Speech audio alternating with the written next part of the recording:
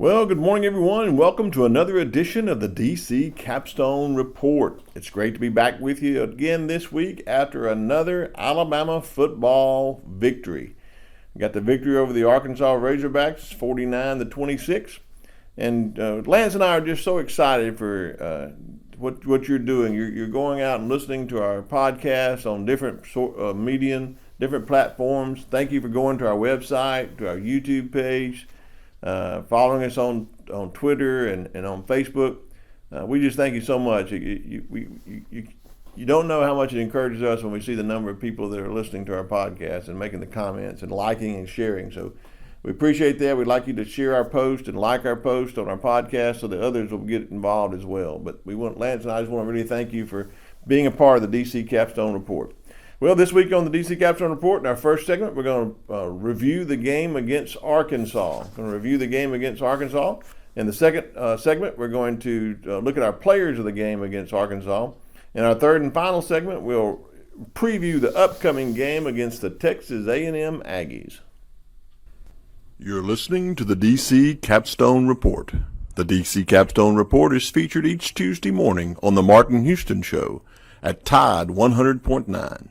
You can listen live at Tide100.9.com.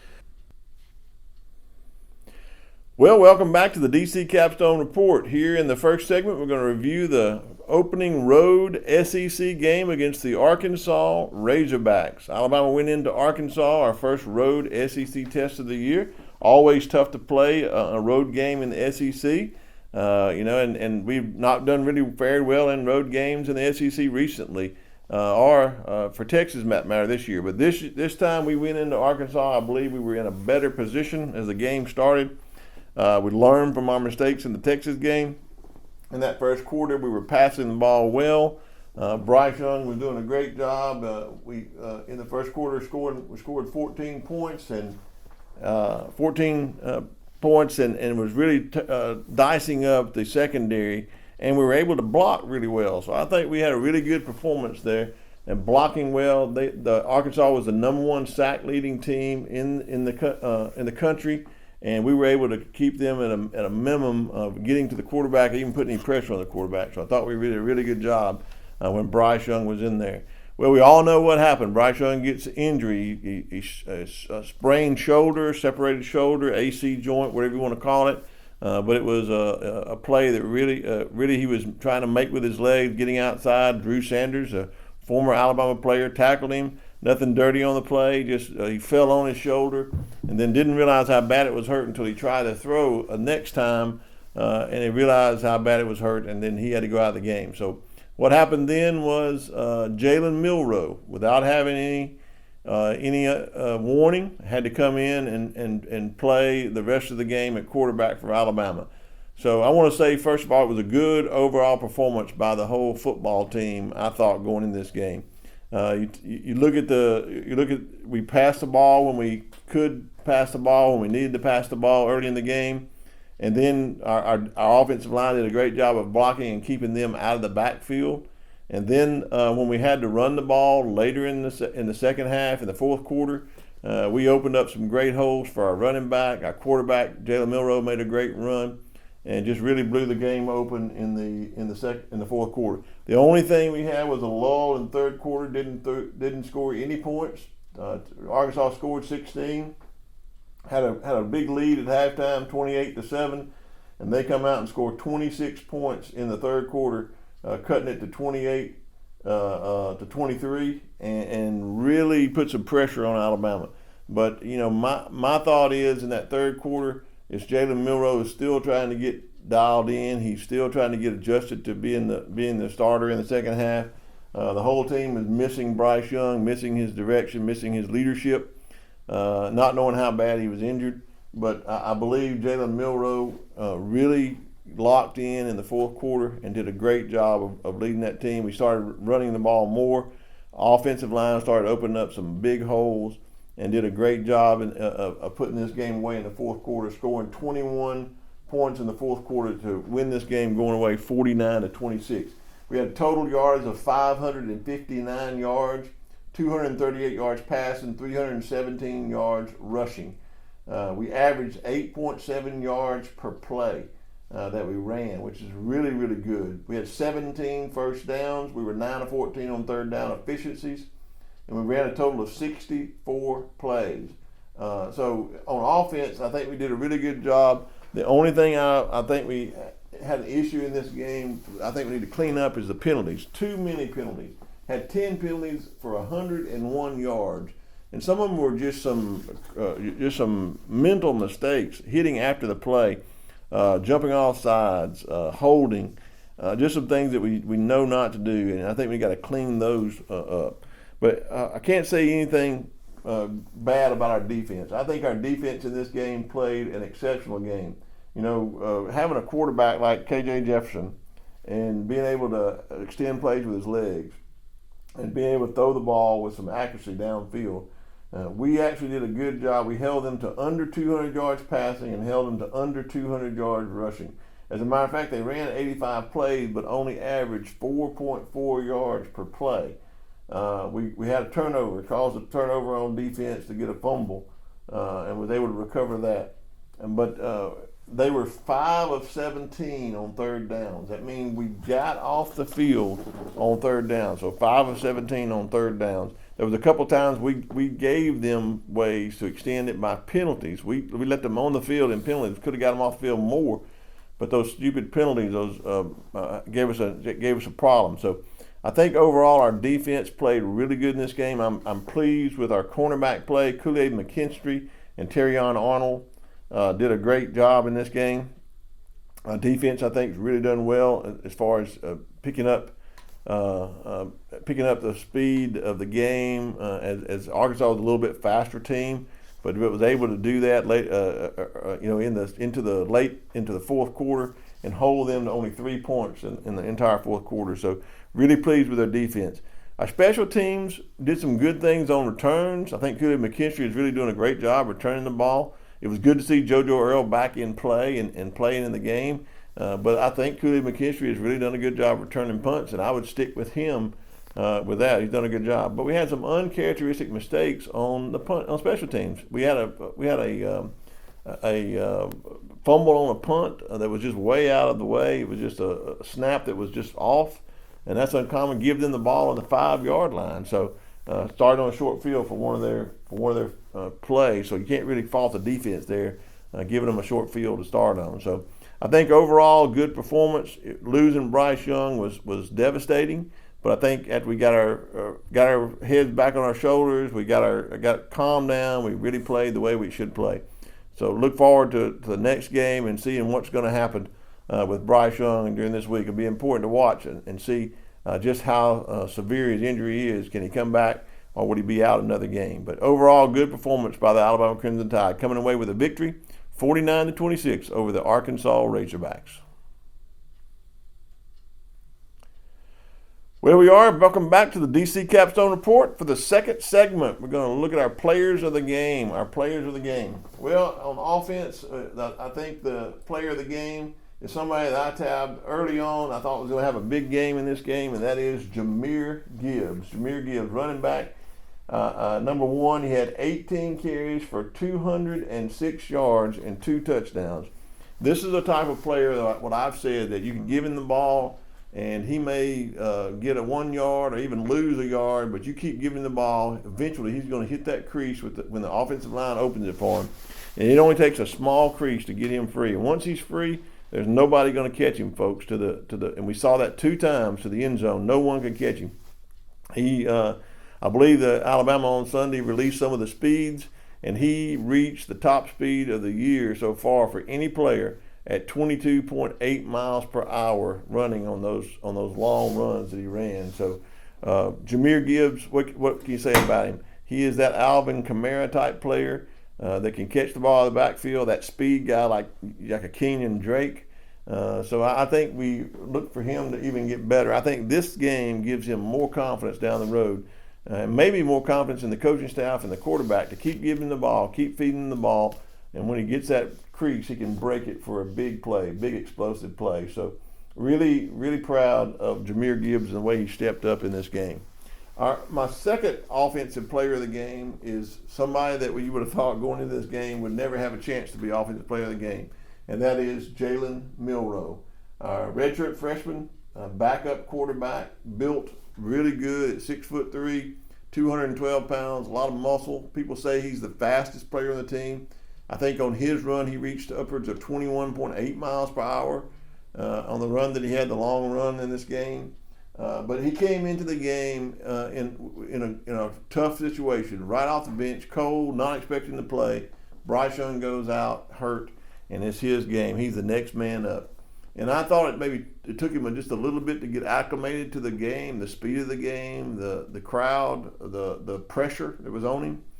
But there's one thing that I say is this: I believe that character is displayed in times of adversity, and I think this young man displayed a lot of character in this game. I don't think it was too big of a situation for him. I think he went out and played within himself. He didn't make any mistakes as far as a fumble or interception, and that is unheard of for a backup quarterback coming in trying to make something. So I was so proud of the way he came in. I was proud of Bryce Young, who came back on in the second half and cheered Jalen Milroe on to do well. I think that encouraged Jalen as well. So my other offensive player of the game is Jalen Milroe. Let's move over to the defensive side of the ball, where I've got three players that I want to highlight as player of the game. First is Kool-Aid McKinstry. Kool-Aid McKinstry played a whale of a game. He had 6 solo tackles in this game, and that doesn't even compare to the number of times he had pass breakups or the number of times that he had his man in phase covered so close that no one threw the ball to that side of the field. So Kool-Aid McKinstry is really, in my opinion, nailed down one of the starting cornerback positions and has done a fantastic job of coming along. So that, coupled with his special teams play, he's been one of my surprise players of the year. But one of my defensive players of the game is Kool-Aid McKinstry. The second defensive player of the game is his running mate now at cornerback, and that's Terrion Arnold. I talked about him in preseason. Everybody was talking about Eli Ricks, Kyrie Jackson, and Kool-Aid McKinstry, but I said don't sleep on Terrion Arnold. And folks, he's given it a window just to get his foot in the door because of some injuries to Kyrie Jackson and Eli Ricks, and he just won't give up the starting job. And it shows in his performance on the field. He had 5 solo tackles and 1 assist, and he was in phase many times with his receiver and was able to knock the ball away and break up some pass breakups on a couple occasions. So I believe we got our quarterbacks that are solidified with Kool-Aid McKinstry and Terrion Arnold, and it's great to have Eli Ricks and Kyrie Jackson come in as they did in this game and spell them. So I believe we're really deep at the cornerback position, and that helped us in this game for them to get some relief and rest so that they can come back strong and hold them for no touchdowns in the fourth quarter as Arkansas was trying to pass the ball. My third and final defensive player of the game is a young freshman who really has made a name for himself on this playing up front, and that is number 91, Jaheim Otis.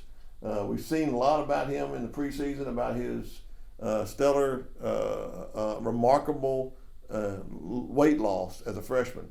This young man was told what to do by the Alabama staff. If you want to play here, you're going to have to lose some weight in order to get on the field. He, in the offseason, worked so hard in high school to get that weight off, lost over 74 pounds, and gained muscle, and he has come in to be a plug stopper on that run game up the middle. And he had 1 solo tackle and 7 assists. That means he plugged the middle and assisted on those stops up the middle. And he had a sack. And a person as big as he is shouldn't be able to move as fast as he did in order to catch K.J. Jefferson and sack him in this game. But he displayed excellent athletic ability. So I think another young star in this game is Jaheim Otis. And I could really stop and spotlight a lot of other players that played. One of the things out there that I think I've heard other coaches say is that if you're a freshman, you don't want to go to Alabama because freshmen don't play at Alabama. I would say look on that field and see how many freshmen are playing. There are more freshmen playing at Alabama this year than any year. You got wide receivers, you got a running back that's got in the game, you got You've gotten defensive backs that got in the game, and you've gotten defensive linemen like Jaheim Otis, who's really made a year for himself, a niche to play. So this has been a year, I think, for some of the young people to shine, and they're doing just that through 5 games. So my players of the game this week are Jahmyr Gibbs and Jalen Miller on offense, Kool-Aid McKinstry, Terrion Arnold, and Jaheim Otis on defense. Well, welcome back to the DC Capstone Report. Thank you for tuning in each week. We really appreciate it. This is another home game. So here in the third segment, we're going to preview the upcoming home game against the Texas A&M Aggies. Well, Texas A&M comes to Bryant-Denny Stadium. We would call it our revenge tour. Last year they beat us out there. We didn't have an opportunity to win that game last year at Texas A&M. But they come in this year limping in after losing some games. But I don't think that changes this game dynamic at all. I think people want to see us play Texas A&M and play them in a way that imposes our will on them.